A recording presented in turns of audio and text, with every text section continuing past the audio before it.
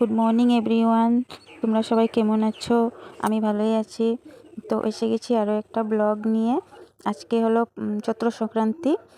তো কালকে হলো পয়লা বৈশাখ আর নতুন বছর। নতুন বছরের সবাইকে, আমার ইউটিউব ফ্যামিলি সবাইকে নতুন বছরের শুভেচ্ছা রইল। আর নতুন বছরে যেমন সবাই ভালো থাকে মঙ্গল কামনা করি। আর বন্ধুরা, আমার সকালের বাসি কাজগুলি তাড়াতাড়ি সেরে নিচ্ছি আমি। সঙ্গে থাকো, দেখতে থাকো। তো আমাদের আজকে নিরামিষ, তো সব রান্নাঘর পরিষ্কার করে নিচ্ছি। তো সকালে বাসনগুলো ধুয়ে নিচ্ছি ভালো করে। বাসনগুলি ধোয়া হয়ে গেছে বন্ধুরা আমার। এখানে আমি একটু বারান্দাটা লেপে নিচ্ছি। তো ঘর আমি কালকে লেপে নিয়েছিলাম, আজকে বারান্দাটা লেপেছি। কেন কি একদিনে এতগুলো করা হয় না, একা একা সম্ভব না। তার জন্য একা হাতে সব কিছু করতে হয়। তো আমার বাসি কাজগুলি সেরে আমি এখানে স্নান করে ঠাকুর ঘরে এসে গেছি। ঠাকুরের কাজটা সেরে নিয়ে যাব রান্নাঘরে।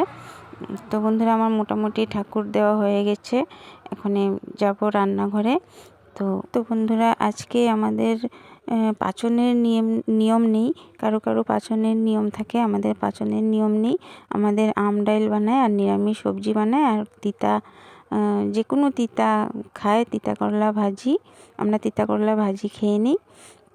তো আমার ঠাকুর দেওয়া হয়ে গেছে, এখন আমি চলে যাব রান্নাঘরে। তো বন্ধুরা, আমি এখানে রান্নাঘরে এসে গেছি। আর আমাদের সংক্রান্তির দিন সকালবেলা দই, চিড়া, মুড়ি, খই এগুলো দিয়ে খাওয়া হয়। তো আমি ওদেরকে দিয়ে দিয়েছি, এটা দিয়ে তারপরে রান্নাঘরে চলে এসেছি রান্না করতে। আমি ডালটা বসিয়ে নিই, ডালটা বসিয়ে তারপর দিয়ে সবজি কাটবো। একা হাতে সব করতে হয়, অনেক দেরি হয়ে গেছে বন্ধুরা। আমি কিছু কিছু কাজ কালকে করে রেখেছিলাম, তার জন্য আজকে অল্প আগ বেড়ে গেছে কাজগুলো।